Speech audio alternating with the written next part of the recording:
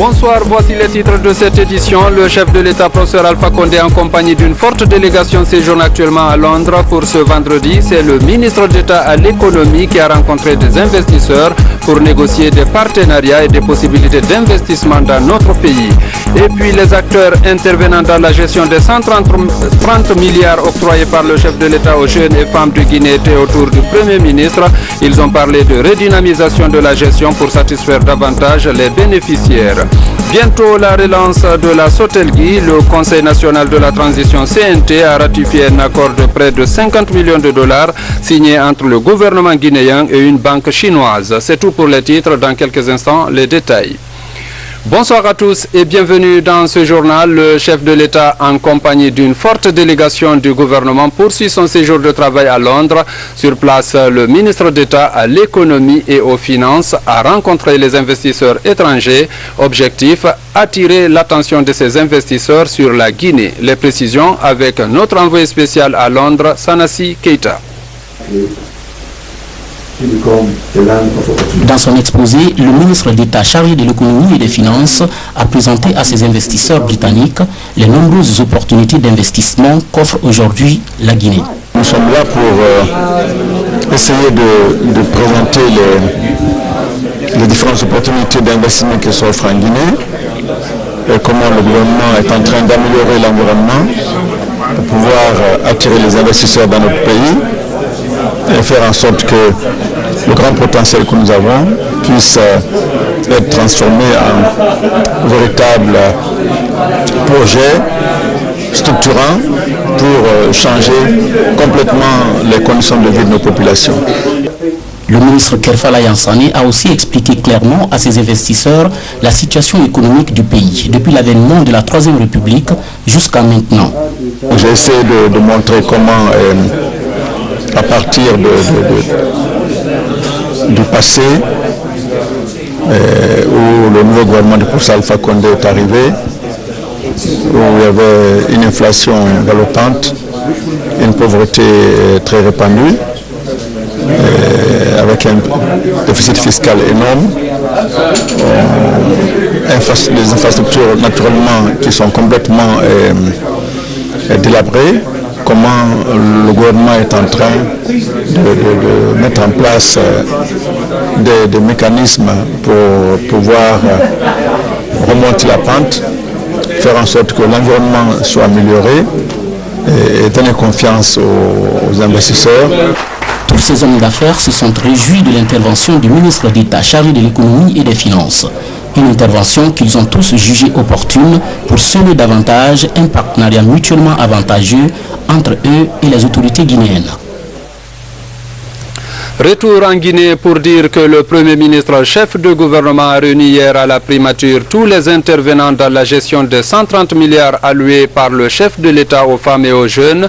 Objectif, redynamiser la gestion de ce fonds en faveur des bénéficiaires. Le point avec Yaya Silla. Le fonds de la microfinance alloué par le chef de l'État, professeur Alpha Condé, aux femmes et aux jeunes est géré par un conseil d'administration depuis le mois d'avril 2012. Ce fonds, d'un montant de 130 milliards de francs guinéens, est destiné à lutter contre la pauvreté chez les jeunes et chez les femmes. Depuis sa mise en place, 24 milliards de francs guinéens ont été repartis dans plusieurs préfectures à travers les institutions de microfinance. Le hic est que la plupart des femmes et des jeunes ne sont pas informés de l'existence de ce fonds dans leur localité. Nous avons connu un peu de turbulence depuis la mise en place du conseil d'administration et la création de l'agence. Ça, il faut le reconnaître. Et ces turbulences ont fait que les opérations ont pris du retard. Mais au jour d'aujourd'hui, les choses se sont vraiment tassées et il y a une nette amélioration au niveau de la gouvernance de l'agence. Autour du Premier ministre chef du gouvernement, les membres du conseil d'administration, les ministères délégués au budget de la jeunesse et celui délégué aux affaires sociales, ainsi que les institutions de microfinance. Les échanges ont révélé les lacunes constatées dans la gestion de la première tranche du fonds de l'ANAMIF. C'est un manque de communication qui a fait tout ça et je pense que dans les prochains prochains jours, nous allons trouver une solution idoine pour pouvoir revenir sur cette question. Et donc, aujourd'hui, il y a la première tranche, la plupart des préfectures ont bénéficié de fonds. Et il y a eu des fonds sur toute l'étendue du territoire national, et à l'exception de certaines préfectures, sur lesquelles le conseil d'administration à la séance d'aujourd'hui a pris des bonnes décisions pour pouvoir satisfaire les populations aussi des autres préfectures qui ne sont pas touchées. Pour le Premier ministre, chef du gouvernement, 2 ans c'est trop pour un très petit résultat. Mohamed Said Fofana monte au créneau pour exiger aux gestionnaires de ce fonds la meilleure démarche afin d'obtenir rapidement le résultat escompté. L'objectif n'est pas commercial du tout, je l'ai dit et je le répète. L'objectif c'est le développement. Et, n'est-ce pas, le bénéfice politique doit revenir, n'est-ce pas, à ce gouvernement-là qui a eu le courage d'initier cela, le gouvernement du professeur Alpha Condé. Donc nous ne sommes pas en train de remettre en cause les choses, nous sommes en train d'être vraiment très directs avec les uns et les autres. Il faut que nous travaillions maintenant. Si ça ne marche pas, moi je conseille au président, faites venir des Blancs. Parce que nous sommes incapables vraiment de nous détacher de nos particularismes, de nos égoïsmes. Hein? Chacun veut réellement travailler avec un angle, n'est-ce pas, qui se fixe lui-même en oubliant l'objectif général. Sinon, on ne peut pas. La Guinée a tellement de cadres. Quand chacun ici a la capacité de comprendre les problèmes, chacun connaît, mais chacun refuse, n'est-ce pas, de faire un pas vers l'autre. Donc, c'est ça qu'il faut réellement arriver à résoudre comme problème, pour que ces femmes-là cessent d'être ridiculisées. Parce qu'elles-mêmes, elles ont des problèmes, c'est des responsables. Il y a d'autres aussi. N'est-ce pas, il y a d'autres aussi qui sont là-bas, qui ont longtemps parlé aux autres femmes. Il faut noter qu'une autre rencontre est prévue le mardi sur le même sujet. Bientôt, la relance de la Sotelgui, l'accord de prêt entre la République de Guinée et la société Export-Import Bank of China a été adopté hier jeudi par le CNT. Il porte sur une enveloppe financière de 50 millions de dollars américains. François Lama. À la faveur de cette séance plénière, les membres du Conseil national de la transition sont partis d'un constat pour adopter la loi autorisant la ratification de l'accord de prêt relatif à l'extension et la modernisation du projet de réseau téléphonique en Guinée. L'intercommission a reconnu la nécessité pour la Guinée de réhabiliter cette société pour répondre, entre autres, à des besoins de souveraineté et aussi et surtout de se repositionner dans ce marché concurrentiel des NTIC dont les bases ont été renforcées notamment par l'atterrissage de la fibre optique. L'adoption de cet accord de prêt entre la République de Guinée et la société Export-Import Bank of China pour un coût global de 50 millions de dollars américains intervient juste pour sauver la Sotelgui, la guinéenne des télécommunications, en faillite depuis maintenant plus de 2 ans. Et c'est des équipements modernes de dernière génération qui vont être installés à Sotelgui, ce qui donnerait l'avantage à Sotelgui par rapport aux opérateurs de la place, non seulement à Conakry, mais aussi à l'intérieur du pays. Devant l'urgence du moment, le CNT appelle le gouvernement à mettre en œuvre le plan social pour éviter les erreurs du passé. Par le vote de cette loi, le CNT vient d'accorder au gouvernement le moyen de restructurer la Sotelgui sur de nouvelles bases pour en faire un véritable fleuron de la téléphonie mobile en Guinée. La loi ainsi adoptée insiste aussi sur le plan social avec des mesures d'accompagnement pour préparer le départ des anciens travailleurs de la Sotelgui. La Commission électorale nationale indépendante CENI a reçu mercredi le 2e et 3e module du monitoring pour la révision du fichier électoral biométrique. Ce logiciel vient renforcer les mesures de sécurité dans la gestion du fichier électoral par la CENI. Explication Makeme Donzo. Pour la performance des élections législatives prochaines, la Commission électorale nationale indépendante a créé un nouveau logiciel de monitoring. Ce mercredi, la remise du 2e et 3e module de la révision du fichier électoral biométrique a été effective. Un logiciel qui permet à la CENI d'apprécier la qualité du fichier. La remise de ces 2 modules va nous permettre d'être opérationnels sur le terrain pour tout ce qui concerne la collecte des statistiques, nous permettant encore de qualifier et d'apprécier le fichier électoral. Et donc, c'est avec beaucoup de plaisir. Nous attendions effectivement cette remise officielle. Et tant mieux, ça arrive à un moment où ça va nous permettre encore d'aller très rapidement dans le travail en termes de collecte d'informations et de gestion justement de ces informations. Le premier module fait l'extraction des données des kits d'enregistrement.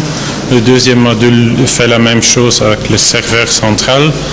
Et c'est le troisième module qui exploite tout cela, qui en fait des statistiques et dans le cas éventuel signale des anomalies. Ce logiciel de monitoring vient s'ajouter aux nombreux acquis de la CENI en vue d'une transparence effective des législatives. À présent, nous vous donnons lecture de ce communiqué du ministre directeur de cabinet à la présidence de la République. Communiqué. L'unité de gestion du Comité national de pilotage de la réforme du secteur de la sécurité CNP-RSS organise une session de la Commission d'orientation stratégique le mercredi 19 juin 2013 à 10 h au palais Sékou Touréa sous la présidence de son Excellence, Monsieur le Président de la République, Président de la Commission d'orientation stratégique du CNP-RSS. Y sont conviés les présidents des institutions républicaines, les membres de la Commission d'orientation stratégique du Comité national de pilotage de la réforme du secteur de la sécurité, les ambassadeurs des pays impliqués dans la réforme du secteur de sécurité en Guinée, les représentants du système des Nations Unies, les experts nationaux et internationaux impliqués dans la réforme du secteur de la sécurité, vu l'importance de l'ordre du jour, la présence de chacun et de tous est vivement souhaitée. Responsable de l'unité de gestion du CNP-RSS, Dr Mohamed Diané. Des représentants du secteur privé guinéen en concertation avec des cadres de l'administration publique, c'était sous la houlette du ministre délégué au budget à l'ordre du jour de cette rencontre périodique, l'examen d'un projet de loi sur l'incitation à l'investissement privé en Guinée. Compte rendu Alassane Diogobari. Comment relancer l'activité économique en Guinée dans un contexte et un environnement caractérisé par des facteurs de blocage de toutes sortes? C'est la question qui préoccupe les cadres du ministère délégué au budget et ceux des départements d'intérêt économique du gouvernement guinéen. Au nombre des pistes de solutions imaginées figure le renforcement des réformes du Code des investissements en faveur de meilleures incitations fiscales et douanières. C'est dans ce cadre qu'un projet de loi est initié portant incitation à l'investissement privé, un projet soumis à l'appréciation du secteur privé guinéen. Cette rencontre avait donc pour but de recueillir observations, réserves et autres améliorations éventuelles proposées par le secteur privé après avoir parcouru le contenu du texte de ce projet de réforme. Nous avons déjà consulté nos partenaires techniques et financiers, la SFI, le groupe de la Banque mondiale, le Fonds monétaire international et les différents ministères, mais il restait de partager un peu ce projet de texte de loi avec le secteur privé qui est, comme on le sait, moteur de la croissance et qui a aussi son mot à dire. Donc nous avons jugé opportun de convoquer ce secteur privé aujourd'hui et vous avez vu, les débats ont été très houleux. Nous allons mettre en place une commission de discussion pour 2 à 3 jours pour qu'au moins, même si le texte n'est pas suffisamment consensuel, mais qu'on tienne compte des priorités du secteur privé. Justement, pour les représentants du secteur privé, si la révision des textes sur le Code des investissements constitue une initiative louable de la part de l'administration publique, le contenu du texte laisse en son sein beaucoup à désirer. Le secteur privé a trouvé qu'il s'agit d'un recul par rapport aux avantages acquis et qui sont contenus dans le Code des investissements actuel. Un recul parce que tout simplement il y a des secteurs éligibles, prioritaires pour le développement qui ont disparu du projet. C'est les entreprises qui valorisent les matières premières locales, c'est les entreprises exportatrices, c'est les entreprises à haute intensité de main-d'œuvre. Et nous nous posons des questions. pour voir est-ce que le gouvernement a réduit ses priorités. Eu égard donc à ce constat, les deux parties s'accordent sur la mise en place d'une commission paritaire gouvernement secteur privé en vue d'analyser ensemble le projet de loi en question, ses avantages et ses faiblesses pour trouver les meilleures dispositions en faveur des deux parties. Restons dans le cadre des investissements, cette fois-ci au niveau des travaux publics pour annoncer ce geste du gouvernement japonais qui offre plus d'1 milliard de francs guinéens pour la construction du pont de Kaka. C'est dans la préfecture de Koya. L'ouvrage de franchissement va faciliter la circulation sur la nationale numéro 1. La convention a été signée hier entre la Guinée et le Japon. Ramatoulaye Touré. Cet accord de financement s'ajoute à la longue liste des interventions du gouvernement japonais en Guinée. Les secteurs prioritaires de la gouvernance et des infrastructures sont ciblés par ce financement. Un ouf de soulagement pour les usagers de la route. Le pont actuel n'a pas la largeur suffisante pour un trafic fluide et sûr, et son âge et son état proche de délabrement font poser de gros risques pour ceux qui le franchissent. La construction d'un nouveau permettra donc d'assurer une circulation sans encombre et apportera une plus grande sécurité aux automobilistes. La route nationale numéro 1 est un axe fondamental pour la circulation des personnes et des biens dans notre pays. Elle est la principale voie de trafic commercial entre Conakry et le reste du pays. En renouvelant le sentiment de profonde gratitude et de reconnaissance au gouvernement japonais pour cette action qui marque un jalon important dans le processus de consolidation de notre coopération, je voudrais louer la qualité de l'accompagnement du Japon dans le processus de développement socio-économique de la Guinée. La réalisation du nouveau pont de Kaka nous permettra de mettre cette infrastructure, cette nouvelle infrastructure, dans les standards de la CEDEAO pour lesquels nous avons obligation aujourd'hui.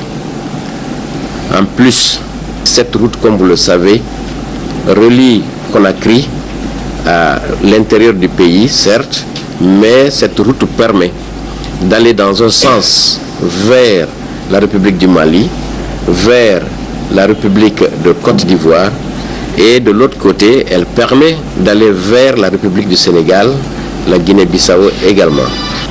À rappeler que ce projet d'aménagement d'un pont sur la route nationale numéro 1 a été adopté lors de la conférence internationale de Tokyo sur le développement de l'Afrique TICAD. Les populations de Kassonya et Bentouraya souhaitent la reconstruction du pont qui relie les deux villages. Elles l'ont manifesté à l'occasion de la visite du ministre d'État chargé des Travaux publics dans la localité. Ce pont en bois est souvent la cause de plusieurs décès, comme nous l'explique Mohamed Touré.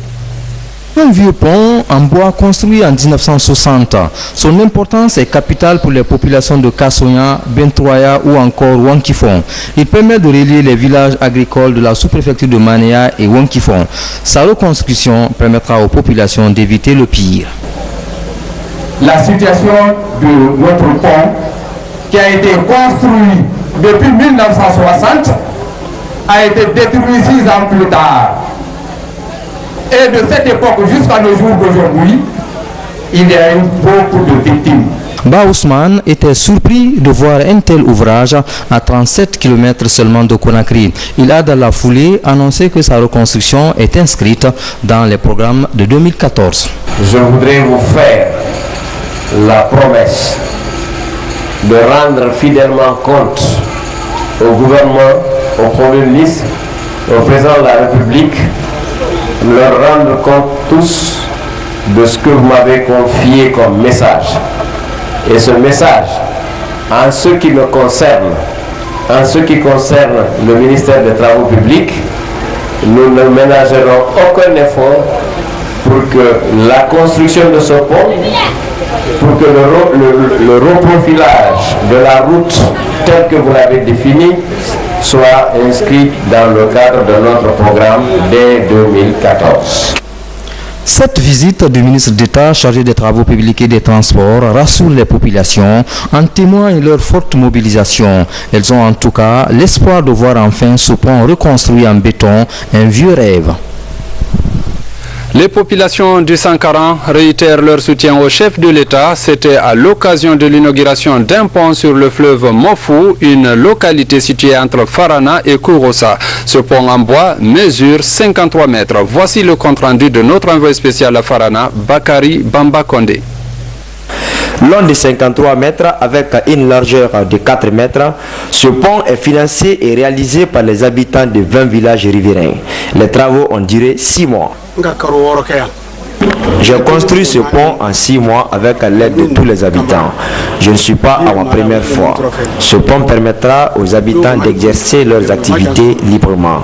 Je lance également un appel au gouvernement de nous aider.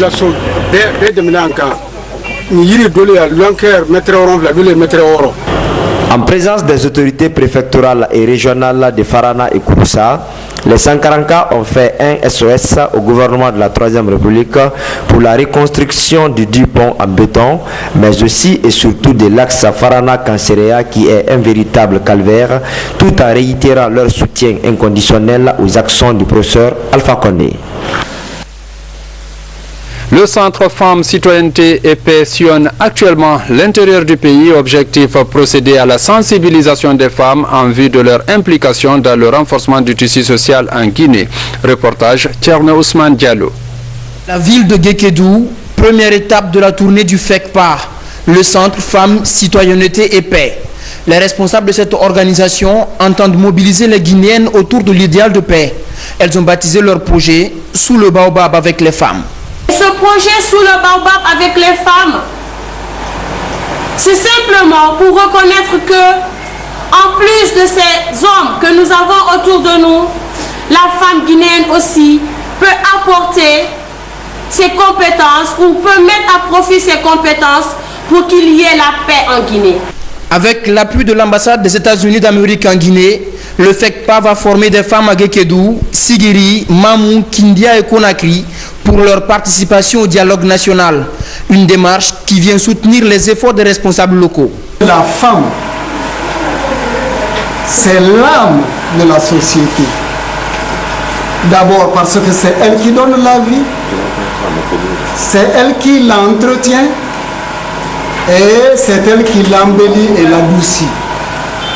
Donc, que cette femme se décide aujourd'hui à s'activer afin de redonner à notre Guinée ce climat de paix, cette culture de paix, la seule qui peut garantir notre développement. L'appel serait lancé à n'importe qui, c'est qu'avec empressement qu'il prendrait la main tendue. Faites pas, merci de nous associer à cette noble bataille. J'insiste, je dis et j'insiste que les femmes de Guédou sont engagées pour la paix. Et sincèrement, aucune société ne peut se fonder sans vous les femmes. Au terme des travaux, un club de jeunes filles du centre FECPA a été mis en place. Sa mission, promouvoir la paix à Guékédou. Poursuite de la formation des unités de douane de l'intérieur du pays, l'initiative s'inscrit dans le cadre du renforcement des capacités des agents dans la lutte contre la fraude au niveau des postes de contrôle. Reportage Falilou Diallo, Sarafoudine Diallo. Après Bokeh, c'est au tour des agents des douanes de la Moyenne-Guinée d'être à l'école du renforcement des capacités douanières. Un renforcement opérationnel qui passe impérativement par la formation de tous les agents. Outre les agents des douanes de Mali, Mamoung et l'Abbé, cette session de formation de l'Abbé a connu la présence des opérateurs économiques de la région. Ce renforcement de capacités opérationnelles passe impérativement par la formation de tous les agents sans distinction de grade ou de sexe. Pour ce faire, cette action doit être orientée vers l'acquisition des compétences techniques permettant aux participants de ce présent séminaire de relever leur niveau de qualification dans l'exercice de leurs fonctions ainsi que leur niveau de compréhension de la réglementation et de la législation douanière. Encaisser sans dépenser, tel est le leitmotiv de ces soldats de l'économie guinéenne. D'où l'intérêt de ce cycle de formation à l'intention des cadres et agents de la direction régionale des douanes de l'Abbé. particularité chez vous, c'est que vous amassez de l'argent, vous gardez pour la collectivité. Vous ne vous en servez pas, quel que soit l'état de pauvreté qui vous guette. Vous travaillez donc pour la nation. Pendant 10 jours, ces agents des douanes de la Moyenne-Guinée passeront au crible les méthodes et techniques de lutte contre la fraude douanière sous toutes ses formes, mais aussi acquérir une éthique professionnelle.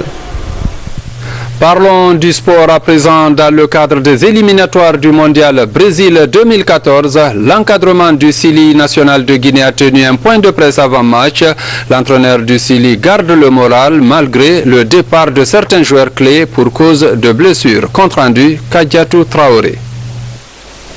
À quelques heures de cette rencontre, Michel, dans son optimisme, n'a aucunement le souci pour décrocher les 3 points à Conakry, même si quelques blessures sont signalées ici et là. Mais dans l'antichambre, il reste convaincu que le sort du Sili dépend largement du résultat Mozambique-Égypte. Zayed Camille, de son côté, a apporté des précisions sur l'épineuse question des primes qui trouble souvent l'atmosphère au sein du Sili. Nous allons disputer notre 2e match consécutif à domicile contre le Zimbabwe. Notre objectif n'a pas changé par rapport au départ. Il s'agit pour nous de gagner nos 2 matchs à domicile. On a commencé à gagner le premier, maintenant il faut, je dirais, confirmer la prestation et surtout confirmer le résultat. Après, on attendra le résultat de l'Égypte à Maputo pour savoir comment se situer. Et ça n'a pas du tout joué sur les joueurs. On était tous conscients de ce qu'on allait toucher. Et tous les joueurs savent les primes en Conakry. Et loin de là, on ne s'est jamais posé de questions type que ça va jouer sur nous, faire les problèmes. On savait tous ce qu'on allait toucher. La série questions-réponses est intéressée à plusieurs aspects. Entre autres, l'avenir des dossiers, le cas Baïsama Sanko et Las Bangoura. En tout état de cause, qualification ou pas, les Guinéens ont aujourd'hui le sentiment d'avoir une nouvelle génération de footballeurs qui, dans un proche avenir, pourrait bien être à la hauteur du soutien de tout un peuple. Toujours au compte de cette compétition, le Sili national a rencontré les leaders religieux. Objectif, prier pour la paix et l'unité nationale, mais aussi implorer la grâce d'Allah pour la victoire du prochain match contre le Zimbabwe. Compte rendu, Moussa Bangoura. Nationale s'implique dans la sensibilisation des populations pour une paix durable. L'équipe nationale vient de s'entretenir avec les leaders religieux et le secrétaire général des affaires religieuses. Objectif, prier pour la paix, le renforcement du tissu social, mais aussi implorer la grâce de Dieu pour la victoire au prochain match contre le Zimbabwe. Je ne peux même pas trouver la paix parce qu'elle existe déjà, mais renforcer, consolider la paix dans notre pays. Ils doivent aller jouer. Ils représentent, si vous voulez, toute la population guinéenne au sein de cette équipe. Au sein de l'équipe, vous avez les Soussous, vous avez les vous avez les Kreuls, vous avez les forestiers. Mais dans cette équipe, on appelle toujours Sili national de Guinée. On appelle la Guinée. Donc c'est la Guinée qui joue. Donc c'est ce symbole-là qu'ils veulent transmettre à la population guinéenne pour que les gens comprennent qu'on est unis et indivisibles.